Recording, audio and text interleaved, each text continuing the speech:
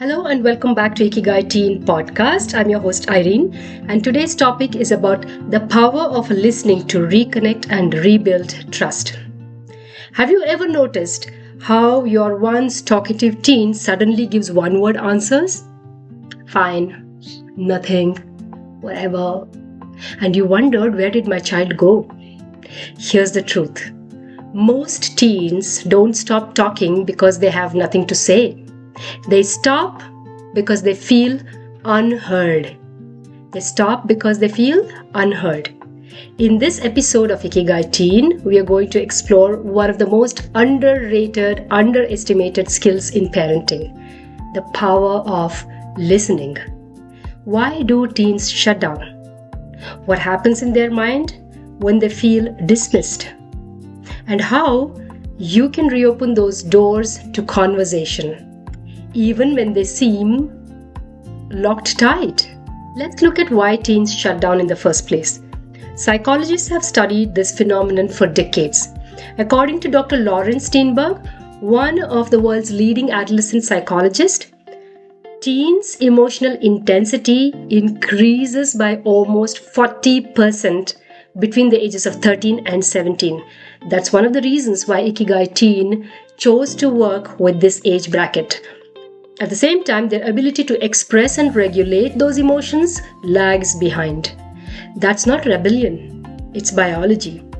When parents respond too quickly with solutions, corrections, or judgments, the teen brain perceives it as threat, not support.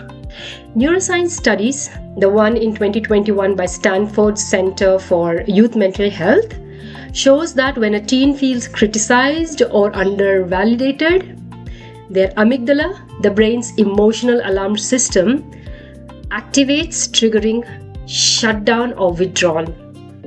What feels like disrespect to the parent is often self-protection for the teen. Let's take a familiar scene. Parent says, "Why are you always on the phone? You're changed." And teen says, "You just don't get it." Conversation's over. Now let's look at another scenario. Parent says, "Hey, I've noticed you've been quieter lately. Tough day?" And teen answers, "Yeah, just stuff with friends." And parent doesn't stop there, but continues. Sounds like it's been heavy. Want to talk? Or want some space first?" Notice the difference? One shuts down the door, but the other leaves it open. What listening really means? Listening isn't waiting to reply or respond immediately. It's waiting to understand. Dr. Brené Brown calls this holding space, staying curious without trying to fix. In her research, she found that empathy, not advice, empathy is what reopens trust after a conflict. When a teen says you don't get it, they're not rejecting you.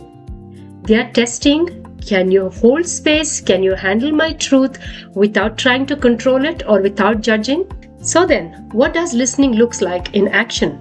Drop the interrogation. Replace "why did you" with "help me understand what happened." 2. Mirror emotions, not words. "Sounds like that hurt. You seem disappointed." Or "that must have been awkward." Those are some examples. And thirdly, pause before taking a perspective. Teens often need silence to gather their thoughts. Don't rush with advice too soon. Remember, their amygdala and their brain growth phase, they cannot respond to emotions quickly. And fourthly, acknowledge courage. When your teen opens up even a little bit, respond with, "Thanks for sharing that with me," or "I appreciate you being open." It signals safety. After silence is like rebuilding a bridge, one plank at a time. Here's a 3-step framework we teach in Ikigai Teen sessions. 1. Start small.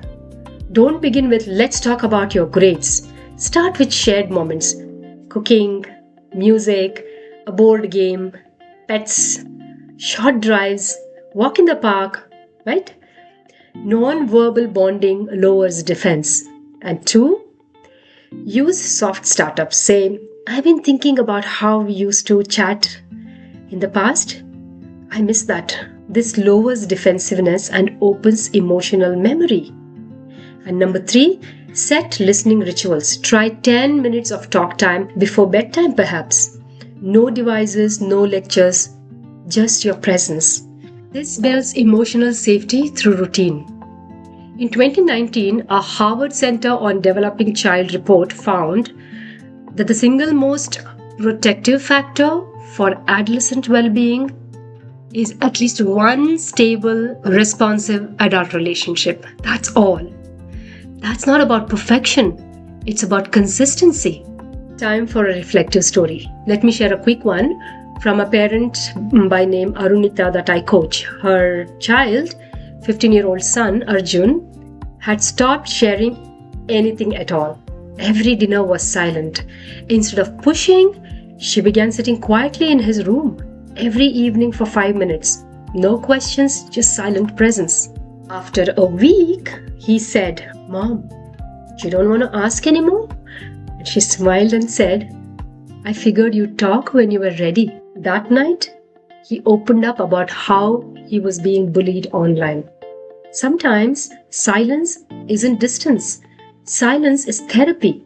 It's a waiting room, waiting for safety to return. Before we close today, if there is one thing you want to take away today, let it be this. Listening is not a reaction. It's a relationship. Your teen doesn't need a perfect parent. They need a patient one, they need a committed one, and they need a present one. So tonight, let's try this. When they walk past you with headphones on, don't ask them, "Why won't you talk?" Instead, just say, "I'm around if you need me." Look at them or look in their eyes. This small sentence can start something big. Hey, I'm Irene Pais, and this is Ikigai Teen, where we build bridges between hearts, one conversation at a time. Join me in the next episode to talk about mistakes, failures, and second chances. It's about how we can help teens turn setbacks into their strength. I won't sign out without reminding that teens are not our private assets, but they are wealth of the world. Take care and see you.